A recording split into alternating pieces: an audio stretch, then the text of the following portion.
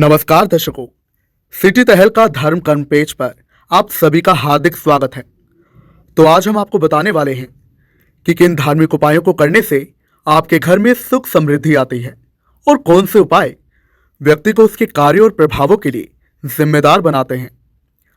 आमतौर पर सभी परिवारों में आर्थिक तंगी, घरेलू कलह, वास्तु दोष, दाम्पत्य जीवन में कठिनाइयां इत्यादि की समस्या बनी रहती है।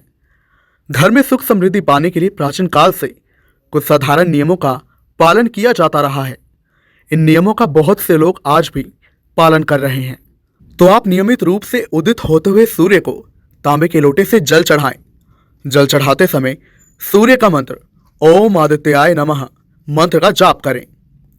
वास्तु दोष दूर करने के लिए घर में आप विंड चाइम्स यानी कि घंटा नाद लगाएं। इससे घर में मौजूद नकारात्मकता दूर होती है।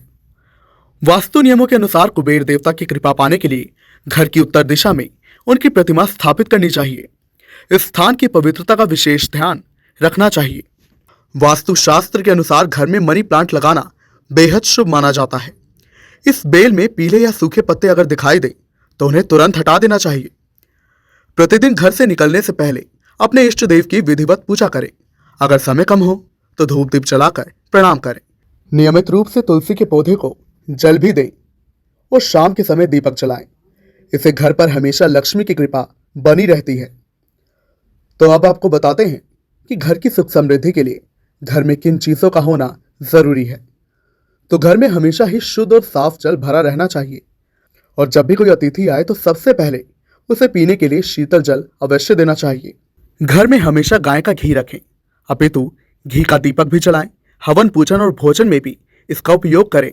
इससे सुख समृद्धि आती है। घर में शहद का होना अपने आप में वास्तु दोषों को समाप्त करता है और शहद का प्रयोग देवी देवताओं के पूजन में भी इस्तेमाल होता है। चंदन को बेहद ही पवित्र माना गया है, इसलिए पूजा में चंदन का विशेष महत्व है। वीणा घर में होने से सरस्वती माँ की कृपा बनी रहती है और घर के सभी सदस्यों की बुद्धि का विकास होता है।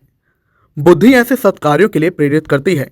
तो ये थे वो सभी उपाय जिनका उपयोग आप अपनी घर की सुख समृद्धि बनाए रखने के लिए कर सकते हैं। तो आपको ये धर्म कर्म की जानकारी पाकर कैसा लगा हमें जरूर बताएं। साथ ही इस जानकारी को अन्य लोगों के साथ भी साझा करें ताकि उनके घर में भी सुख समृद्धि बने रहे। और साथ ही ऐसे ही धर्म कर्म की जानकारी के लिए आप सिटी तहल का धर्म कर्म पेज से जुड़ सकते हैं।